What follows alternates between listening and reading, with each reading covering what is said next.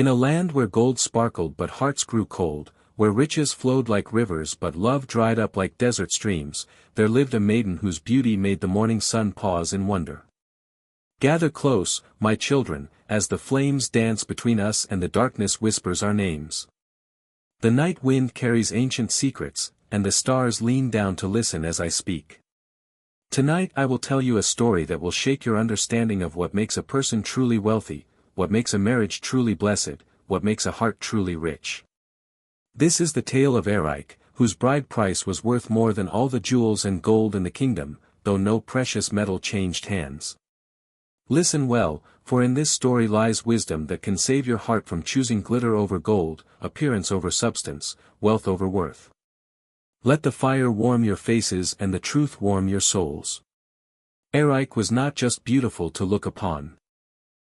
She was beautiful in spirit, lovely in character, gentle in manner, and wise beyond her years.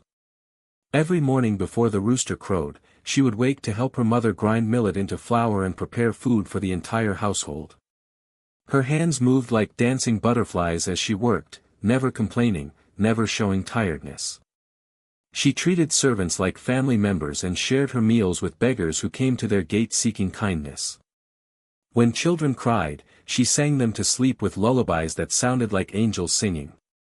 When old women carried heavy loads on market days, she would take the burden on her own young shoulders and walk with them to their destinations.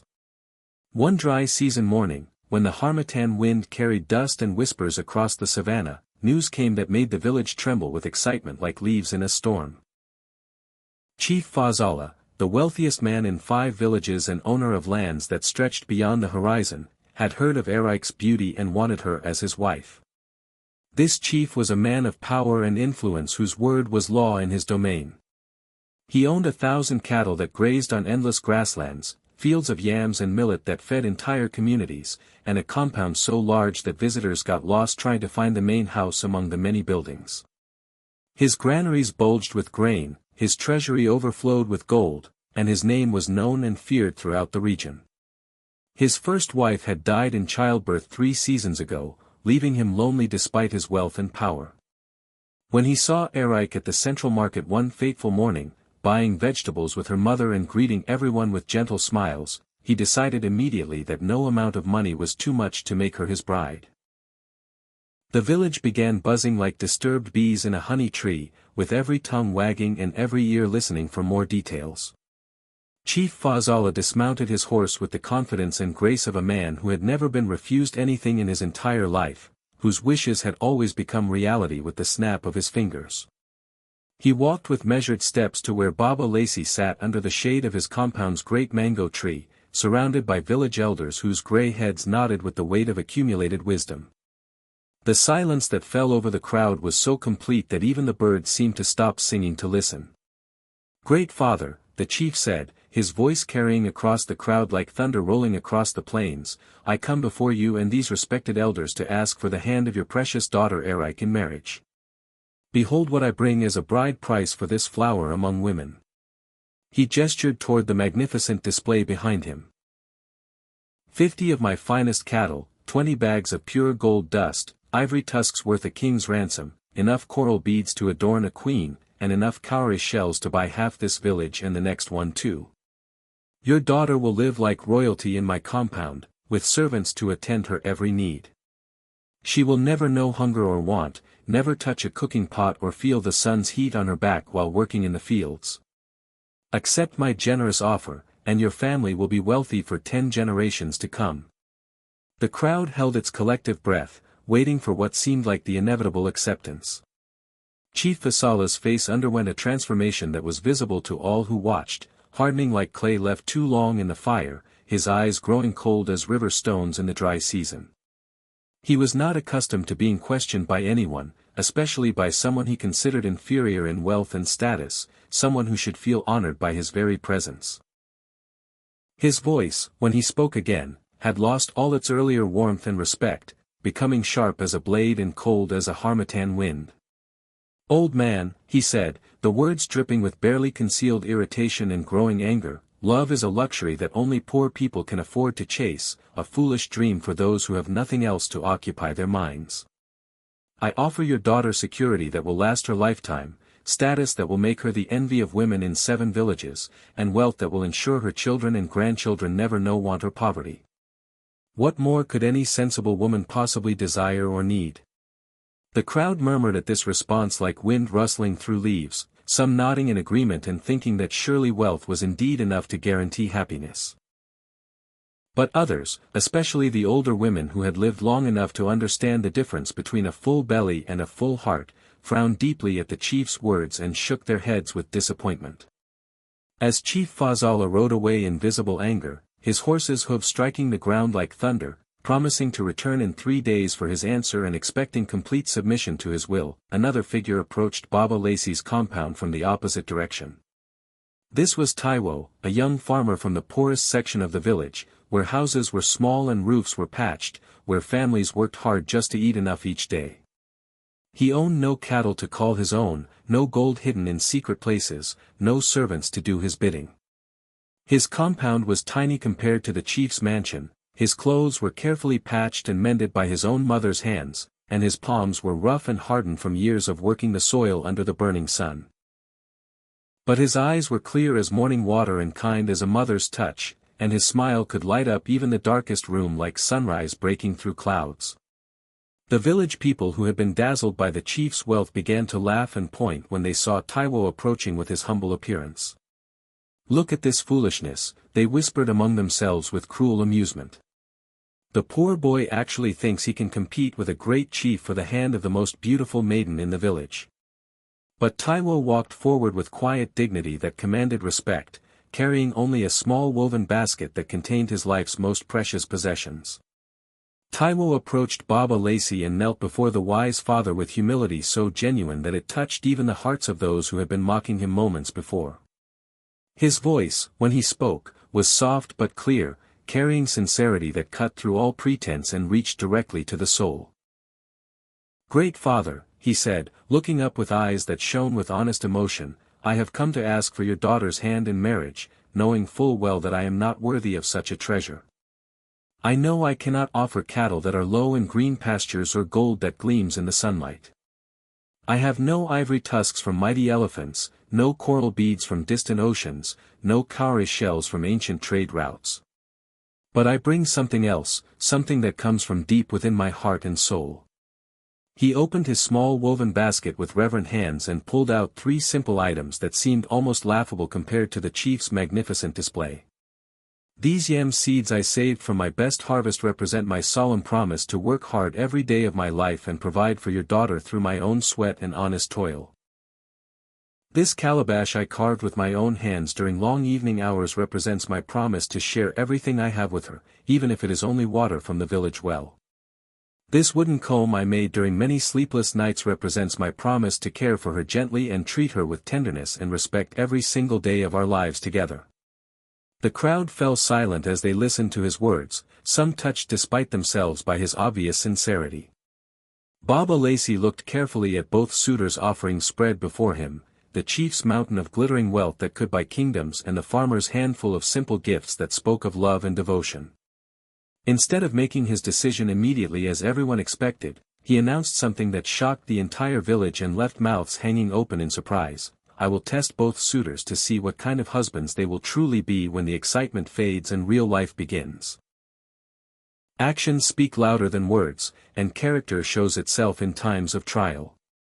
He called his daughter Arike forward and explained his plan to the gathered crowd: "My daughter will pretend to be gravely ill for 3 full days and nights. She will lie weak and helpless, unable to work, unable to cook, unable to serve, needing only care and comfort and gentle attention. Let us observe how each suitor responds to a bride who can give nothing but needs everything. This test will reveal the true nature of their hearts and the kind of husbands they will become." The village elders nodded approvingly at this display of wisdom, stroking their beards and murmuring agreement among themselves, while both suitors accepted the challenge, though with very different attitudes and expectations. For 3 long days and nights, Arike lay on her sleeping mat in her father's compound, acting weak and feverish while the entire village watched with keen interest to see how both suitors would respond to this test of character. Chief Fazala, true to his nature and upbringing, sent his most trusted servants to bring expensive medicines from distant markets and had his skilled cooks prepare rich foods and healing broths. But he never came himself to sit by her bedside, never held her hand to offer comfort, never spoke gentle words to ease her suffering. When people asked why he did not visit personally, he would wave his hand dismissively and say, "Let the servants handle such matters. That is what they are paid to do. When she becomes my wife and recovers her health, she will have plenty of time to appreciate my generosity and wisdom." His attitude revealed a heart that saw people as possessions to be managed rather than souls to be cherished. But Taiwo's response was completely different, showing a character as different from the chief as light is from darkness. Every morning as the sun painted the eastern sky and every evening as shadows grew long, he came to sit beside Arike's mat, bringing nothing but his presence and his caring heart. He told gentle stories to distract her from her supposed pain, sang soft songs that his own mother had taught him, and offered sips of cool water with his own hands, watching her face for any sign of comfort or relief. By the third day of the test, even the most wealth-loving villagers who had initially favored the chief's proposal began to see the dramatic difference between the two suitors with eyes that had been opened by observation and experience. The women especially began to notice details that spoke volumes about character. How Taiwo's eyes never left Arike's face, constantly searching for signs of improvement or distress, while the chief's eyes wandered to other young women in the compound whenever he made his brief, duty-bound appearances. The children observed how Taiwo spoke gently and respectfully to everyone he encountered, from the smallest child to the oldest grandmother, while the chief spoke roughly to servants and completely ignored anyone he considered beneath his social status. The village elders saw how Taiwo always asked about Arike's comfort and needs first before mentioning anything about himself, while the chief complained loudly about the inconvenience of the delay and how the test was interfering with his important business affairs. As wisdom often does when given time to grow and develop, understanding came slowly but surely to the hearts and minds of the watching villagers, like dawn gradually breaking over the landscape. Hearts that had been temporarily dazzled by the brilliant shine of gold began to see the deeper, more lasting shine of genuine love and authentic care.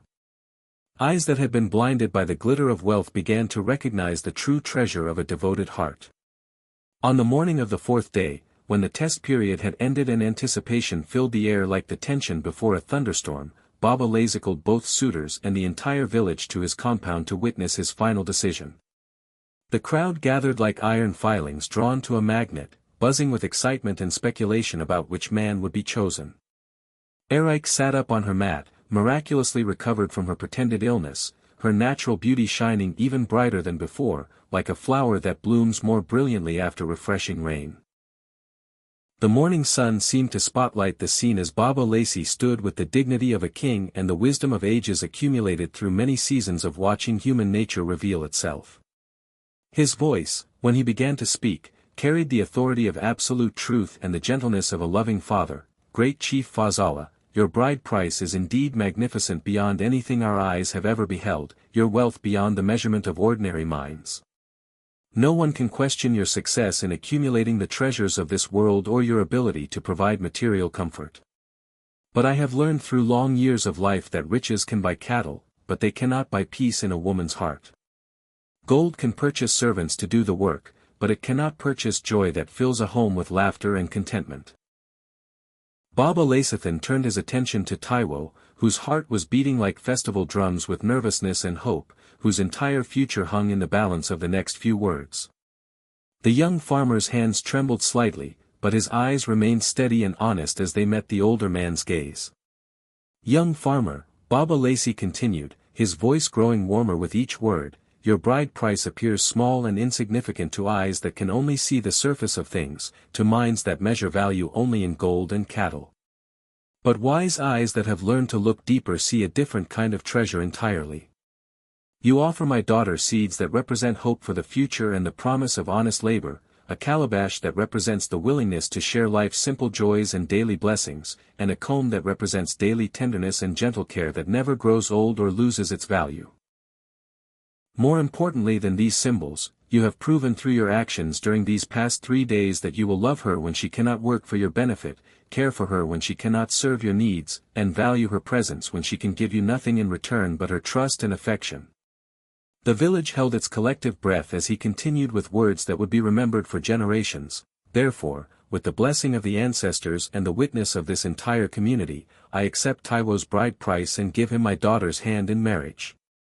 For the true bride price of a good woman is not measured in gold that can be stolen or cattle that can die, but in the love, respect, and devotion that her husband brings to their sacred union. The wedding celebration that followed Baba Lacey's announcement was simple in its materials but rich beyond measure in its joy and authenticity, filled with more genuine happiness than the grandest royal feast with all its expensive decorations and imported delicacies. The entire village participated with hearts full of gladness, contributing what they could and celebrating the triumph of love over materialism. Taiwo and Arike's love story became legend throughout the region, spreading from village to village, told by mothers to daughters and fathers to sons as an example of what marriage should truly represent. Chief Fazala left the village angry and humiliated, his pride wounded by what he saw as an incomprehensible rejection of obvious superiority. But in time, even his hardened heart learned the valuable lesson that wealth without character is merely poverty of the soul dressed in expensive clothes. Years passed like seasons changing, and through honest labor and his wife's wisdom and support, Taiwo's small farm grew prosperous beyond his wildest dreams. Their children were raised with love rather than gold, taught values rather than given valuables, and their humble home became a place where laughter lived permanently and kindness ruled over every interaction. The village learned through their example that the most valuable things in life cannot be bought or sold in any market, they can only be given freely from one loving heart to another. Even today, when young people in that region speak of marriage and choosing life partners, the elders tell them the story of Arike and Taiwo with voices full of conviction. Remember this tale when the world tries to convince you that only money matters. Remember that the true bride price is not what you bring in your hands, but what you carry in your heart. Choose love over luxury, character over cattle, and devotion over diamonds. For a marriage built on genuine love will weather any storm that life brings, while a marriage built only on gold will crumble when tested by the inevitable trials of time.